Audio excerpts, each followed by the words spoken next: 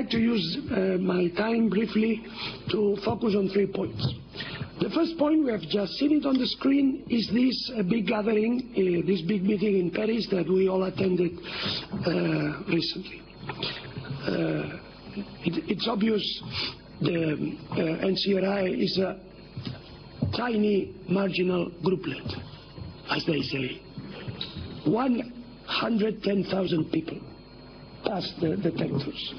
And there are even some not well informed politicians that say that this is a not important marginal group. It is true what one of the speakers said, that probably no political party in Europe could gather so many people in one room as the NCRI does. I have never spoken to such a crowd in my political life, never. It's thanks to the NCRI that I have experienced such an excitement. This is contrary to the American State Department claims that there is a lack of popular support. I mean, the images speak for themselves. There are many hundreds of thousands, even millions in the world that support the Iranian resistance, that fund it, that follow it, and this meeting is the proof of all that. Many people should pay attention to what this meeting has represented and what it means. My second point regards to the repressive policies of the Iraqi government against Ashraf and Liberty. As I said in Paris, we are prepared to negotiate with the Iraqi government, but frankly, Iraq should not send criminals to Europe to meet us. Colonel Sadek, that was the man that was responsible for the attacks to Ashraf, with more than 40 victims, came to the European Parliament last month and was not allowed to go into our premises. And immediately after, he was arrested in Paris because he has been indicted by the National Spanish Court on the basis of universal jurisdiction for his crimes in Ashraf, and now this man is back in Iraq, and he's again in charge of Camp Liberty. So how can you trust a murderer to take care of the people that he has murdered a short time ago? I mean, this is extremely cruel. It's a shame. I mean, they should have the decency enough to put in charge of Liberty a person that at least would not have killed people there. But it's something that goes beyond any capacity to understand it. We are dealing with a government that unfortunately follows the instruction, is under the influence of the Iranian regime, of the mullahs, whose objective is to eliminate, to suppress, to erase the democratic opposition. So we will insist that the Iraqi government must give the responsibility of liberty to people that at least could raise some trust from us. And my third point is what some of my colleagues in the British Parliament have called the blackmailing of Ashraf residents by the US State Department. Last week, two senior officials of the State Department, Mr. Daniel Benjamin and Mr. Daniel Fried, held a press briefing about Ashraf and about blacklisting of the PMOI. And frankly, their comments were disappointing, unreasonable, and not constructive. Their statements were widely welcomed by the mullah's regime and its media.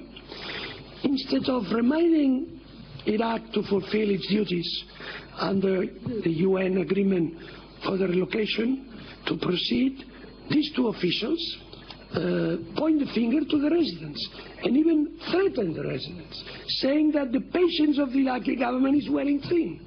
So what does it mean? I mean, it's a real shame.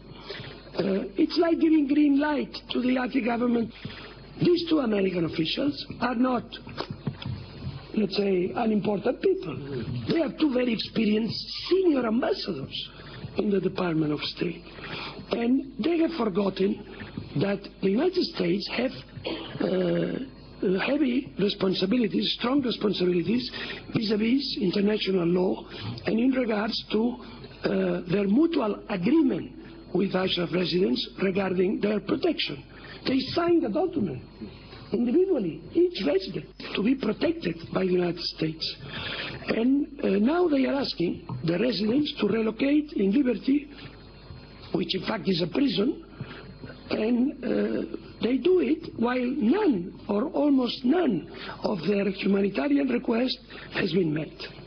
They link the relocation of Ashraf residents to Liberty as a condition for other political moves that in fact should not be linked to this, because every issue has its own space of validity. So the PMOI should be delisted in the United States, because this is what the Department of State must do, and this is what the court in Washington has ruled. So this is one thing, and the relocation is a different thing. So we should not link the two things, because if we link the two things, it can sound like blackmailing. Okay? So one thing is one thing is the other thing, and this must be very clear. On the 1st of June, the U.S. Court of Appeal ruled that Secretary Clinton should decide about the removal of the PMOI from the blacklist. And the court said that if she doesn't, the court itself will remove them. So, I mean, it's impossible to speak clearer than that from a court of justice. So, until now, 2,000 residents have been moved to Liberty in 5 groups without the minimum humanitarian standards being met, and the U.S. government and the United Nations kept postponing the realization of these minimums to the relocation of the next convoy every time, and now there are still 1,300 people in Ashraf. And for me, it is clear that Ashraf residents are eager to keep their promise and to move to Liberty as soon as these minimum humanitarian conditions are realized. These minimum standards can be found in a statement that we released on the 8th of July and are really the minimum we could ask. Designation of Camp Liberty as refugee camp, inspection of Camp Ashraf by U.S. forces, the commitment by the UN Secretary General Special Representative Martin Kubler to refrain from giving any role whatsoever to the Iranian regime to intervene in the destiny of Ashraf residents. All these are crucial issues that cannot be ignored and are necessary for the security and safety of the residents of Ashraf and Liberty. And I want to remind Prime Minister Maliki that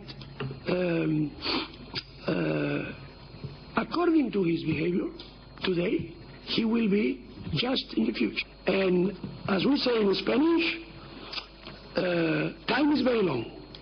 And at the end of the day, every one of us will get what he has deserved. Remember, Mr. Maliki. Thank you very much.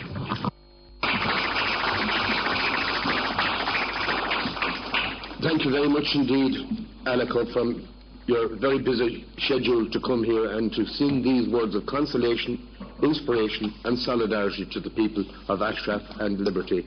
And As you know, Aleko has been one of the leaders of the campaign right from the very outset. You heard his passionate speech in Paris, and he's a vital cog in terms of achieving the ultimate goal, and that is the security of the people of Ashraf and the security of the people of Liberty.